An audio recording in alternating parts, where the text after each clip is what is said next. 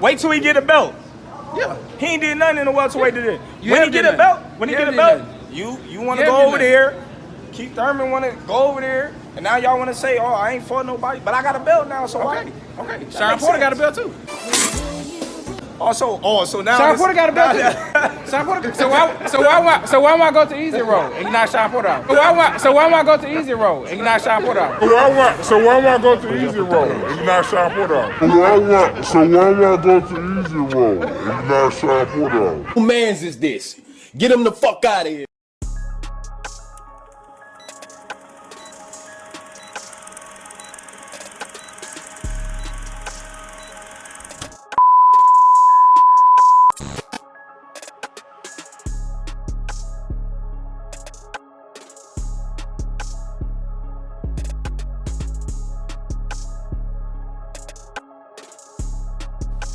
So what I do, YouTube? It's your boy KD in this thing, and I'm back at y'all again with another video. Okay, so before we get going on the video, man, y'all know what to do. Go on ahead, hit the like button, and if you're new here, be sure to subscribe one time for your boy, so we can continue to grow like we need to grow on this channel, man. Y'all know what time it is, man. So yeah, bro, y'all see what the title of the video is, man. It's gonna be a cold winter. For a lot of you Spence fans, man. It's gonna be a cold winter. You niggas are dying a slow and painful death, bro. And it is absolutely hilarious to me, bro. You know what I mean? So, you know, in an attempt to try to defame Terence Crawford even more, as if it wasn't bad enough that they said he ain't fought nobody all these years. As if it wasn't bad enough that these niggas said that Terence Crawford's on steroids. As if it wasn't bad enough that they said Terence Crawford got loaded gloves. As if it wasn't bad enough that they said that Terence Crawford was ducking Errol Spence, which to me is the worst insult of all, right? As if it wasn't bad enough, right? All the stupid shit that these niggas been saying about Bud Crawford for the last 5 and 6 years, right? As if that wasn't bad enough, right? These niggas go on a campaign even further to try to defame Terence Crawford by saying that he went against his word, right? He went against his word. He said that he would fight Earl at 154 KD, and he's going against his word. He's going against his word. It's not fair, KD. It's not fair, right? That's what you niggas sound like right now, right? But in an attempt to defame Terence Crawford's name and at the same time throw a big old temper tantrum, right? Because they man Errol Spence got his ass whooped right on July 29th. These dudes are saying that Terence Crawford went against his word and he agreed to fight him at 154, and now he's not fighting him at 154 and all this blase, squaze, yakety, schmackety. But let's hear it from Terence Bud Crawford's mouth himself in regards to what he said about fighting Errol Spence at 154, and let's break it down from there. Terence from the Sporting News. Just talked to Errol. He said he hopes to get the rematch and he would like to have the rematch at 154 pounds. Are you interested in moving up in weight for the rematch, or does it have to be at 47? The question was, are you interested in a fight at 154? Not are you gonna fight Earl at 154? Not is that what you're gonna do? Not is that the plan? Are you interested in fighting Earl at 154? Right?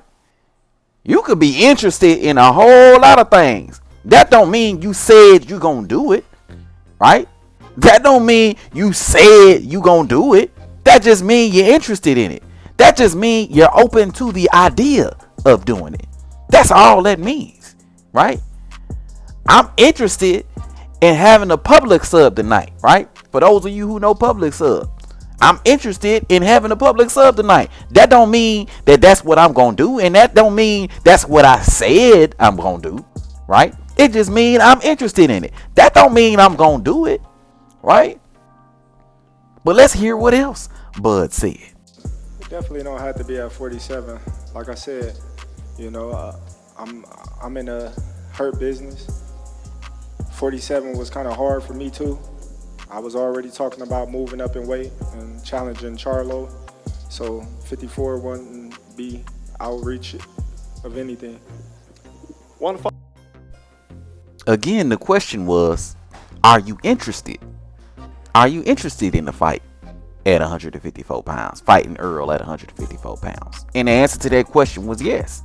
He was interested in fighting Errol Spence at 154 pounds, right? He was interested in fighting Errol Spence at 154 pounds. But again, that don't mean that that's what you're going to do. Again, if I'm interested in a public sub, that don't mean I'm signing my name on a dotted line, and that don't mean that I'm saying that I'm gonna go get me a public sub. It just means I'm interested. I'm open to the idea of a public sub, right? I'm open to the idea of a public sub. I'm kind of hungry. I kind of feel like a sandwich, right?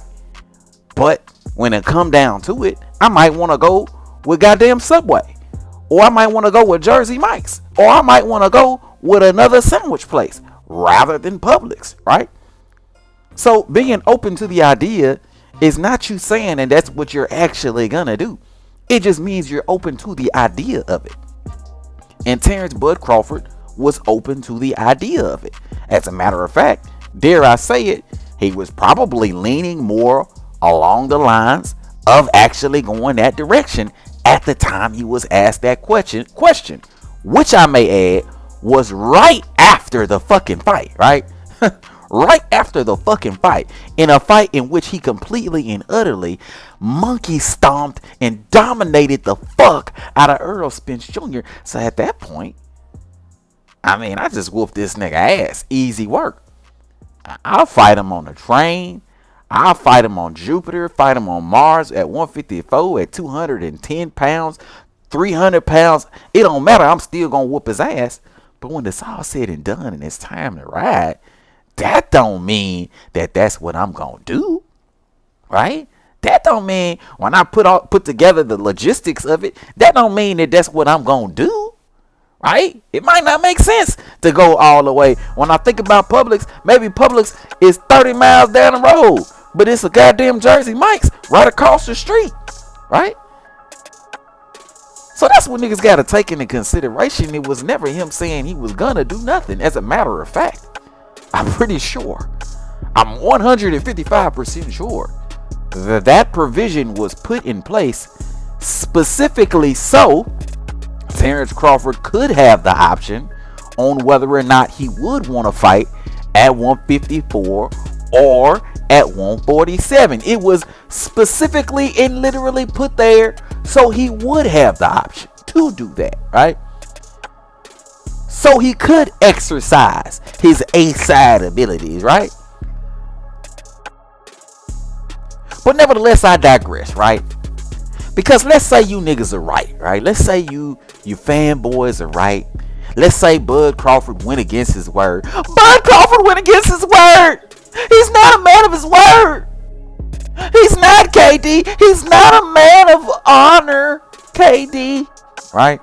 Let's say that you niggas are absolutely right about that, right? And Bud went against his word. Bud going against his word in this one instance is nothing compared to Errol Spence going against his word on multiple occasions over the last 5 and 6 years. I mean, do we gotta go over it? Let's go over it. Errol Spence told Bud he needed to get a belt when Mikey and Danny didn't. So why did Bud need to get a belt, but Mikey and Danny didn't? Double standards for Bud, right? But then when Bud actually got the belt, he told Bud that he needed to take the easy route before actually fighting him, right? He told Bud he was on the wrong side of the street once he actually got the belt. But you told me I needed to get a belt in order for the fight to happen. Now I got the belt and you're telling me I'm on the wrong side of the street. You're telling me you got to take the easy route first, which are in complete contradiction to what the fuck it is that you told me when I originally asked about a fight, right? So that's 1 and 2 times Errol Spence went against his word, right?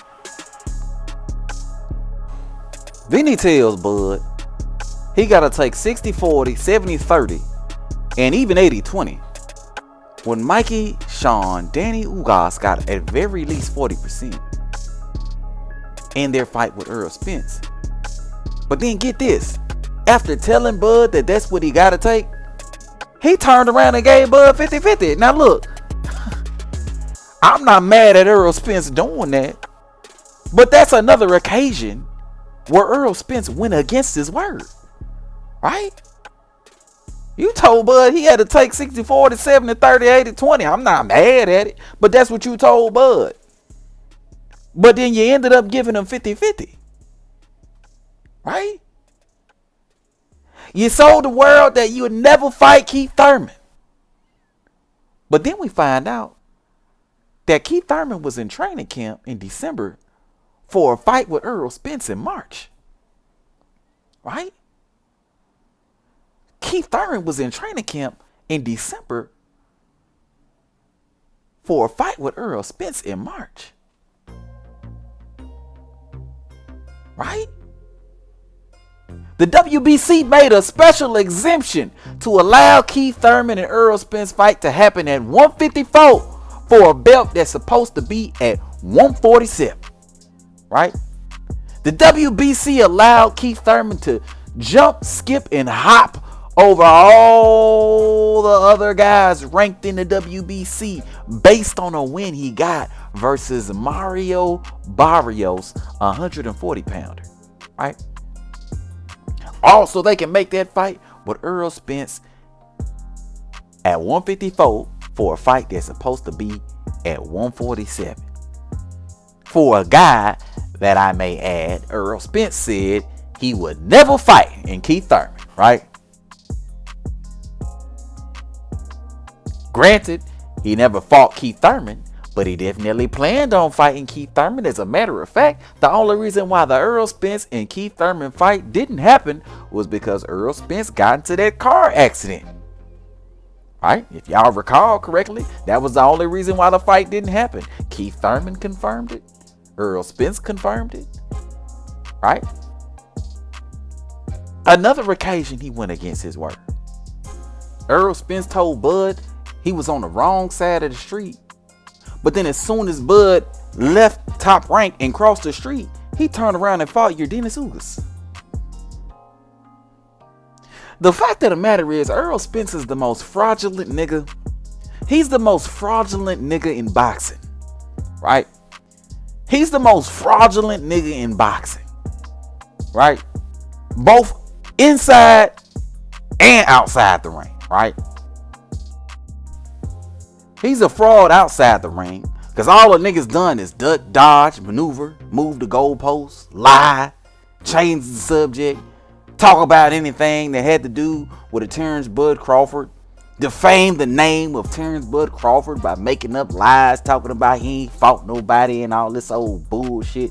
Anything that you could say to make a fight with you and Terence Bud Crawford less appealing, right? Anything that you could say to take the attention away from the fact that you were scared to death of a Terence Bud Crawford for the last 5 and 6 years, right? You were a fraud outside the ring because of that, Errol Spence.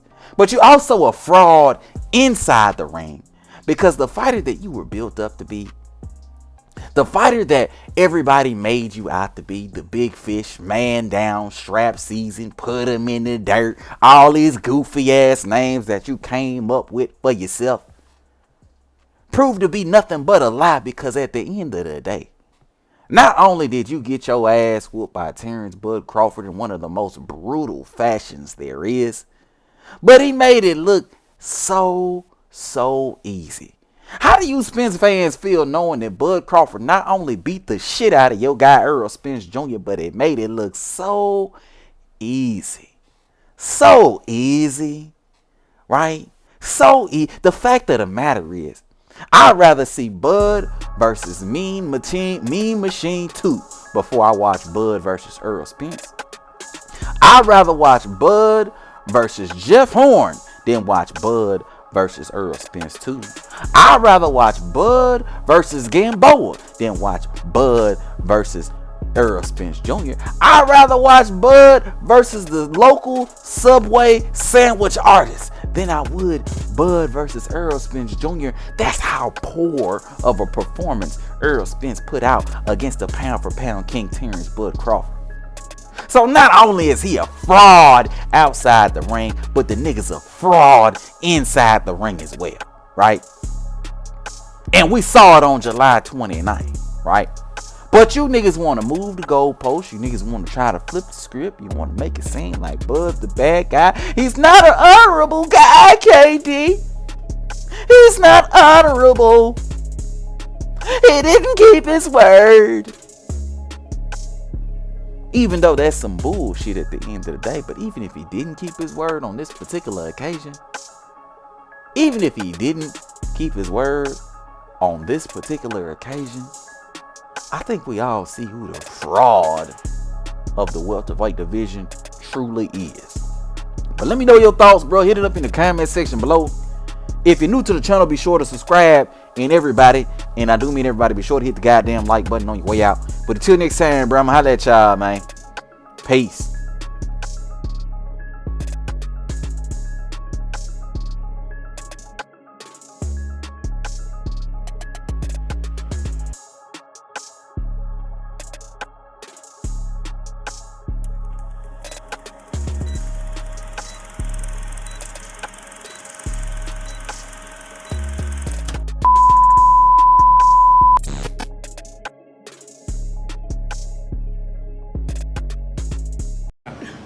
You a smart man, but not that smart.